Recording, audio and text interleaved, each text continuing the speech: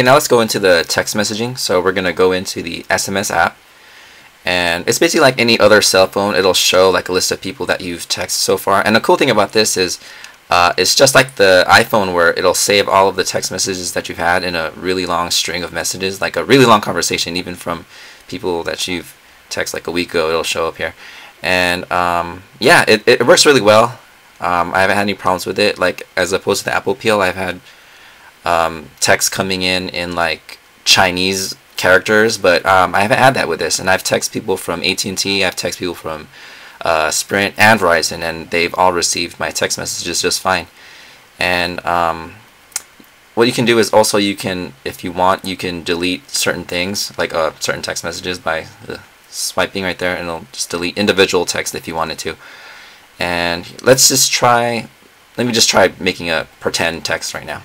So to create a new text, you're gonna tap the top right corner icon right here. So we're gonna push that, and it'll bring up this screen right here where you can put in a specific phone number. But if you want to add your own contact, you're gonna press the plus sign right here, and it'll go into your contacts list. So, which is really cool. And another thing about that is it'll see that multi-select. So if you want to send a text to more than one person, you can. So let me just pretend to do that. So, you know, you can send there, you know, basically like a normal cell phone. So let me get out of there, and I don't want to send her a text message because talk to her forever. Anyway, okay, so now after you've inputted your contact, you're gonna touch the middle area right here, and it'll bring up your keyboard. Now, I'm not gonna teach it. Everyone knows how to send text messages, but it'll bring up the keyboard. But the thing about the C-Peel is that it only works in the, I guess, normal mode. It doesn't work in the landscape mode. So when I turn it to the landscape mode, it doesn't, you know, the keyboard doesn't switch over to the side. But I'm assuming that could be fixed with like a firmware update or whatever. But it's not a big deal. You know, another cool thing about the text messaging in the C-Peel is that it does support the emoticons. Like, I've used it plenty of times. So let me just let me do a test text right now. So test. I'm having a hard time because I'm trying to look at the screen through the screen. Yeah, anyway, so let me put a happy face there. And once you're done sending, typing a text, you're going to click the send. So let me do that. And it'll do like little bar on the top. And that's it. Okay. Okay, so another cool thing about the text messaging in the C-Peel is that it does support picture messages. So to do that, let's just try to create a message right now. So when you get to the screen, on the top right corner, it'll say new MMS. So let's click that, and it'll bring this screen. It'll say receiver. Obviously, that's the person that you're sending a text message to. The subject is self-explanatory, whatever you want. And in this area, if you touch there, that's where you can put your personalized message. So when you do that, it'll bring up these 4 buttons. It'll say add, show, edit, and send. So to attach a picture, let's go to add. And right here, you have the option of taking a live picture when you click camera, or to add a picture, obviously, you do that. So let's go there, and it'll bring up your photo album in your iPod. So okay, so all this stuff looks weird. That's from school. Let's try doing that one. Okay, this is a picture of my mom and my girlfriend's mom on Mother's Day. So to do that, you can move and scale it. You can actually center it. So let's do it like that, and when you're done, click choose, and let me just put a message there right now. So let's put Mother's Day. Okay, Mother's Day.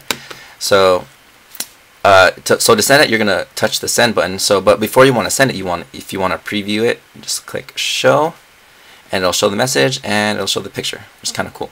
So okay, so in my experience with this is I have successfully sent picture messages to people from AT&T. I have sent a couple to people from Verizon. But the thing with this is so far, I haven't been able to receive picture messages for some reason. And honestly, I think that has a lot to do with the connection itself with the GPRS, because naturally GPRS is a lot slower than 3G. So what happens is, here, let me just show you.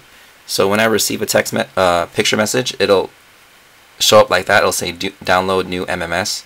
And so to download it, you're going to touch that, and it'll say downloading and stuff. But what happens for me is it'll say like a little message. It'll say like timeout or connection error or something.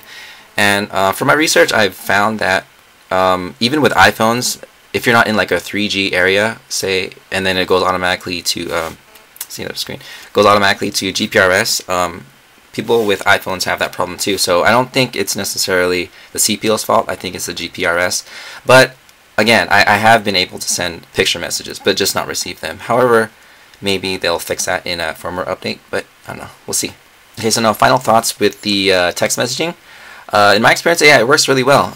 Again, I'm on the AT&T network, so yeah, the text that I have sent and received, they've done successfully, I guess, and I haven't received any text in Chinese characters like I have had in the Apple Peel, and like even to this day, I don't even know who that was from, you know. And a lot of people have been having that problem with Apple Peel, like having Chinese characters in text, but in the C Peel, I haven't had that, luckily. So that's kind of cool. And again, it does send picture messages, but unfortunately I can't receive them. What else? It supports emoticons, which is cool. And yeah, it works really well. Okay, so now we're going to get into the GPRS. So we're going to go there now. So click that. And again, guys, I'm on the AT&T network, so these are the values that I've had to input into the lines to make the internet work. So that's for the network, and that's for the multimedia messaging, or the picture messaging.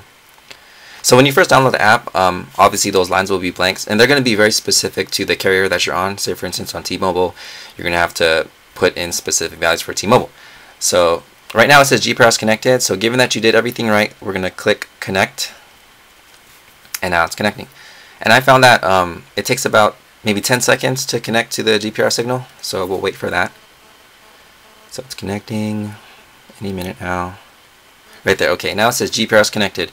So if you did everything right, let's go to the home screen now. It should have a little G on top of the, what do you call it, signal bars, but I don't know, it's not showing right now. So let me turn off my Wi-Fi. Okay, just to prove my Wi-Fi is off. Okay, so now let me go back. And okay, now I don't have a data plan right now, so just for the sake of the test, I'm going to just Google something. So okay, right, I don't know if you saw that. See, now it shows the G signal on the signal bar. So let me just Google, let me just go to Yahoo, okay? Now it's loading through the GPRS, not the Wi-Fi, okay? And again, GPRS is kind of slow, but it does work. Right there, there you go. Now it showed up the Yahoo.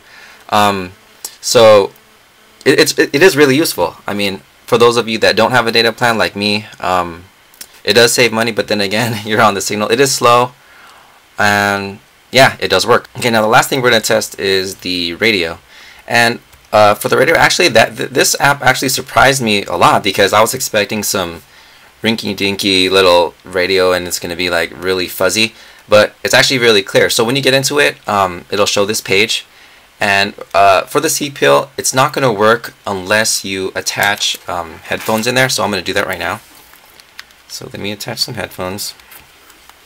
And then when you do that, just go ahead and click play. And now it's playing through the headphones here. Let me see. I don't know if you hear that. And also what you could also do is go into the options. And you can open loudspeaker, which means you could use the sound from the radio to put it out right there on the speakerphone. So let's do that right now. Oh, there you go. Loudspeaker is open. Okay. So now it's working. Let me just close that now. Okay, so even with the loudspeaker, you still have to connect the headphones in there. But yeah, it works. It does work, and it works really well. So oh, here, let me just kind of go through the features. Now when you go to the options, it says auto search. Obviously, it'll just automatically search the radio stations in your area. Channel list. Let me just click that. And these are the ones that you've saved. I live in Southern California, so these are the ones that I've saved. So save current channels, obviously save it when you're on. Open loudspeaker, I already demonstrated that. And yeah, it works really well. Just the only thing is you gotta connect that. But it works, it's cool. Okay, so now final notes on the CPL T188, the second generation. I'm actually really happy with this. The reason why is because I've had a bad taste in my mouth coming from the PL520. I actually got this this year for Christmas for my girlfriend, and I was really excited about it. I was like, man, she got it for me. And when I tried it, I used it for about 2 weeks before I stopped, because the software on this thing is really buggy. And who knows, people that own the PL520, they might disagree with me, but me personally, that's what happened. And if you do your research on this and you look up forums and stuff, a lot of people are really disappointed in this, and I'm one of them. And if you can see right there, this, like I said earlier, this thing started to fall apart. These are pieces that have broke off from just normal use, by the way, and I've taped it onto the inside just in case I wanted to glue it back together.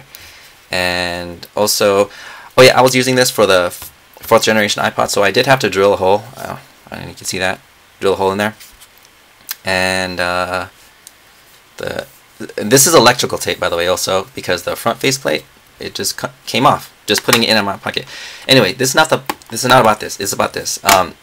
Yeah, that's why I'm really excited about this, because I was so disappointed in this. So when I got the C peel, I didn't really have high expectations, but when I actually tried it, I was really pleasantly surprised. Like, the call quality is really clear, and it basically makes it into an iPhone. Yeah, I mean, it uses GPRS, but it has the same capabilities as an iPhone, with the exception of GPS. I mean, the text messaging works great. The radio, it's a nice little feature, and call quality, again, really was the most important thing to me, because from the Peel 520, the call quality here is so bad.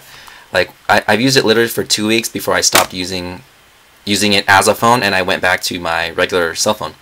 The reason is because when I used to make phone calls on this, no matter how much I adjusted the volume, it would literally like be so loud in my ear, it would hurt. And also, I would get dropped calls all the time, text messages. Sometimes I would receive them in Chinese characters, and on the C peel, I've never had that happen. So overall, I'm really happy with this. Let's see. This one's a white version, but it also does come in black. Here, let me just show you real quick. Okay, now here's the black version, and I bought 2 of them with the intent on using the black one, but when I got the white one, I thought it looked cool. So, and yeah, here's the black one, just so you can see. I don't know what I'm going to do with this. I'll probably use this as a backup if something happens, or if I wanted to change it up a little bit. And I guess the thing to note about the black one is, just for people that are interested in buying this thing, this is covered in like some sort of like a matte material, which is really nice because it grips your hand really well. But the thing is, when you take off the battery cover, look, I'm trying to take it off, because it has that little finish. It kind of grips the pieces together, so you really have to be careful. Like, I'm really trying to force this battery cover out, and it's creating so much friction that it's hard to come off. But eventually it will come off. I mean, you can use your fingernails and stuff. But yeah, it does come in black. So I do recommend this. And also, for the Peel 520, I did hear that they have a 2nd generation one out right now, currently. And if you were to ask me, I probably won't get that, because I really don't have a reason to, because this one works really well. And another reason is because people with the Peel 520, they know that the latest firmware that came out, I think it was like 9.99. There's no official 1.00 firmware out, and ever since the 2nd generation Peel came out, it kind of seems like the Yoshin company that makes this kind of abandoned the people that are on the 1st generation Peel. It seems like they're not even updating this anymore, and they're kind of focusing on the 2nd generation. And I guess one of the reasons why I'm not gonna get the 2nd generation Peel 520 is because that's messed up, man. You're like abandoning your customers and stuff, so who knows what will happen with them. And also, I've heard that the software on the 2nd generation Peel 520 is buggy. So yeah, for this one, it works. It's been working really well. I have no reason to get the 2nd generation Peel 520, and also I really don't have a reason to go back to my other cell phone either, because it basically does everything that my old phone did, and I'm really happy about that, because I was really tired of bringing 2 devices with me, and it's cool that I can just bring one. So that's about it. If anyone out there owns this and wants to chime in and how their experiences went, feel free to leave a comment, and any questions, again, let me know. I'll try to answer them. And thanks for watching. Bye.